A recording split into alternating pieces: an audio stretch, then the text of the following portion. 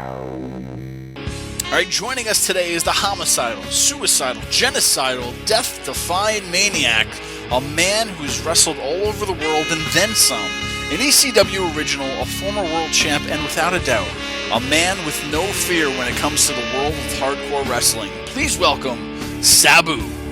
Thank you. Now, Sabu, it's a treat to speak with you. It's a rarity in the world of professional wrestling that you grant people interviews, so we thank you so much. We'll have some questions about the PWS in a little bit, but first, let's talk a little bit about you. Now, it's widely known that you were trained by your uncle, the original Sheik, to be a technical wrestler, but at what point did doing hardcore matches appeal to you? When I went to Japan. Well, they always did, but then I wasn't allowed to do them, do the stuff I do now to anybody when I first started. Mm-hmm. So I practiced it, but I could never use it. And then when I went to Japan, I got to show it off, Sure. Now, what was it like teaming with your uncle? Did you learn a lot from him on the road? I know you guys teamed a lot when you were with him in Japan. Well, yeah, of course. I was, his slave for 20 years. So, I learned everything from him. Now, you're known for being a cornerstone in ECW and even went on to win the ECW World Championship, defeating Terry Funk early on in your career. But besides winning the world title, what would you consider a highlight for you in your ECW tenure?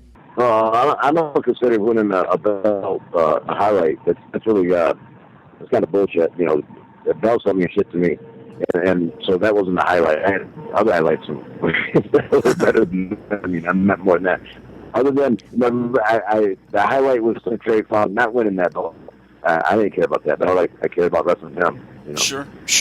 The feud I had with RVD, everybody thinks the feud I had with Taz was the big thing, and it was sort of, but the one I enjoyed very most was with RVD. Now, I personally don't like asking the what's your favorite match question, but did you ever have a favorite hardcore match that you always tried to top and beat? Because I keep remembering your no-rope barbed wire match with Terry Funk at Born to be Wired, a match which was promoted as being too extreme for ECW. Yeah, I wanted to, better than that match, but I never really had the opportunity to have the right opponent or the right place to do it, because I only had probably, I think, two barbed wire matches out of Japan. Only because I didn't want to abuse it here, and no one wanted to pay me for them. Yeah. Now, you've had a litany of injuries throughout your ECW tenure, including broken ribs, a broken jaw, and breaking your neck twice. At any point, did you ever say to yourself, I don't really want to do this, or I can't do it anymore? Or did it just kind of come with the territory? It just got the territory. I never thought I could. I never thought it was the end, or that it would. It might slow me down. I never thought anything could stop me, really. With that being said, who have you worked with that you consider a tough SOB like yourself? Terry Funk, of course, and RVD, of course. All right. Taz was pretty tough sometimes when he wasn't being a pussy. All right. Now, I heard this story. You gotta kind of let me know a little bit about this if you can. From what I know, you're immune to bullets, because from what I heard, and you can tell me if this is true or not, but when you first broke your neck, you got an X-ray scan, and you found fragments of bullets in your face. As it turned out, I think from what I saw is that when you were 18, you were at a house party, and someone started shooting up at the party, and thinking it was one of your friends you thought that one of your friends had been shot, and you tackled the shooter who shot you point blank right in the face, and the bullet shattered upon impact. Yeah, of course. So you're pretty much the human Superman right now, which no bullet can even destroy. Sabu. Well, I don't know about that. It just about destroyed me, but I got lucky, I guess. Sure, man. That was very accurate, other than I was 19 instead of 18. But other than that, what you said was very accurate. All right. Being a part of ECW kind of comes with a lot of mystery. We've heard a lot of crazy stories went on back then. What would you say the craziest backstage incident that you were ever involved in was? Yes and no. A couple of times Sandman ran around naked and stuff and caused trouble, and a couple of fights and stuff. That was, it's funny, but none. I don't know. It was just every day. Every for something different. All right, Sabu. Recently, the PWS, the Pro Wrestling Syndicate in New Jersey, the owners, they made some accusations about you. They claimed that they found drug paraphernalia, blood, and dog feces were found in your hotel room. What happened there that night, Sabu, and how would you like to respond to them and your fans? For one, it's funny as hell, and the truth is not as good as what they made it. They made it sound like it was awesome. It wasn't as awesome as they think, as what they reported. Drugs, blood, and feces. That was great. I mean, that sounds like a great movie. I'm gonna tell you the truth. Why they bashed me and why they pulled this shit? All right. Because I refused to put over the fat ass fucking Japanese prick that they wanted me to put over, who I'd never heard of, and they know. I'm sorry to be mad because I'm probably gonna tell you why it is. I mean, why they pulled this shit. It's because they know they get paid more to put over an asshole. And I'm not saying that was an asshole. I mean, a nobody. I'm sorry he's a nobody, but he is. And what they do, this fuckhead company out of New Jersey, they bring in big talent, big name talent, and put over their dronies, which is fine. So I'm not one of those guys that do that, and they knew that from the beginning. And so they pulled it on me twice. I let it go, and they pulled it on me again, so I didn't let it go. So we had a little disagreement. And then afterwards, you're saying I tore this hotel room up with pictures and all this bullshit with shit all over the place and a dog. And they're right. I had a dog and I made a mess. There was no shit. There was no drugs. There was no needles. There was blood because, I bleed and that's the way it is. And I had to bleed all over the place. I bled in bed and probably bled in the shower.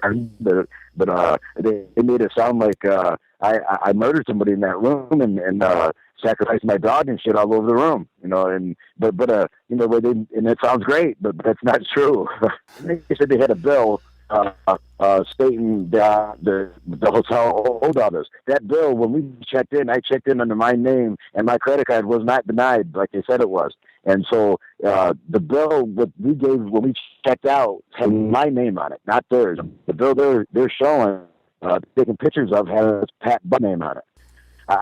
So fuck him. Must have shit all over the place and bled and killed somebody in the room, and sacrificed the dog. But the truth is, it was so funny. I didn't really want to respond to it because the way they made it, it sounded better than the truth. It sounded like I'm a rock star and I'm, and having a great time. Of course. And I am having a great time, but not that great a time.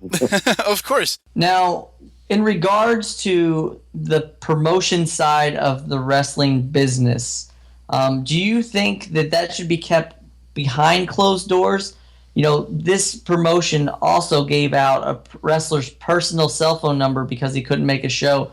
Do you think this is the right way to do business, or do you think this is bad business? Yeah, they make excuses why you don't show up. Not the truth, like you miss a flight, on accident, or act of God somehow. And then they'll say, like, he could see at an airport, or he was too drunk or too drugged up. They're even saying I was drugged up in the ring, which is full of shit. Because, those fucking jerks out of New Jersey said that I was so high, I didn't know I was announced. I made them announce me again. I guess they'd never seen none of my matches. I make a motherfucker say twice on the way to the ring, in the ring. Because when I'm in the ring, I want to be announced again, like an official notification this match is underway, not a fucking... just a show, Sure, exactly. I'm sorry to be talking like I am, but they piss me off. No, it's not a problem at all. This is what everybody wants to hear. I mean, people want to hear your side of it, and this is perfect. This is great. This is what it's all about right now. Well, regardless of that incident, I mean, to get a little bit back on track with stuff. I mean, if you have anything else to say, please feel free to say it. But I'm just going to ask you a few more questions. Your career has had quite the longevity compared to a lot of others. Is there any secret to that? Because, I mean, a lot of guys your age, a lot of guys have retired or whatnot, can't do it anymore. But I feel like you don't age in the ring. I mean, there's nothing can stop you. Yeah. Well, see, I grew up watching my uncle, and I broke in, for the first 20 years, catered to my uncle. So I watched, he was old already, but he never said he never said I was old. He just says, I don't feel good today, or I feel good today. And he was old, but he never had that old mindset. He always had a young state of mind. So I learned that from him, and I hear guys that are younger than me saying, "Oh, I'm too old to do this." I'm saying, like, "How old are you?" And they'll say, "Like, 35." I go, "Fuck, I'm 50. What the fuck are you talking about?" You know. But and when I was 35, I was jamming. I wasn't thinking about being old, and then I just started thinking about being old recently. Sure. Now, there's no signs of slowing down for you, but will there ever be a last match for Sabu where you actually completely retire? There's got to be sometime, and me and Van Dam kind of agreed, you know, in the very beginning that our last match was together. You know, I'm not sure when it's going to be exactly, but it won't be that far away. You know, a couple of years from now, hopefully not. Sure. You know, sooner than that. Yeah. Well, just curious. And if you could give any piece of advice to any up-and-comer getting in the business, or maybe one who's into the hardcore style, what would you tell them if there was one thing you could tell them? First, learn basic wrestling. Now, I didn't start out doing hardcore bullshit. I started out smash wrestler, hand-to-hand wrestling, very rarely hitting the ropes, never going out of the ring, no flying stuff, just hand-to-hand basic shit, boring stuff that you have to learn. Every good wrestler knows this stuff. Anybody who made it knows this stuff. The guys who don't make it don't know the basics. And they just go from learning how to lock up to bashing someone with a chair. There's a lot of steps in between that. I took years between that before anybody with a chair. Actually, like 5 years before I ever used a chair. 5 years before I ever bled. You know, 5 years before I ever left outside of the ring. I left the ring for left foot outside of the ring. You know. Sure. But my advice is that don't focus on hardcore wrestling. Focus on normal wrestling, and then hardcore wrestling comes later. That's the easy shit. Hardcore's easy. Anybody can bash each other.